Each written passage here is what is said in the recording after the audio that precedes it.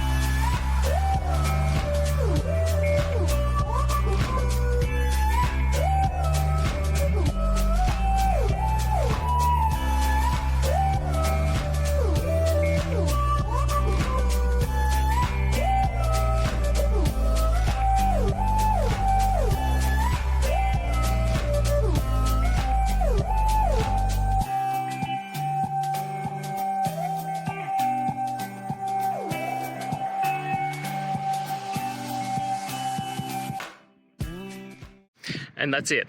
I hope you found the solution that you're looking for. If you did, please hit subscribe. I'd really appreciate it. And until the next time that you need technical help, I hope you have a good one. Cheers.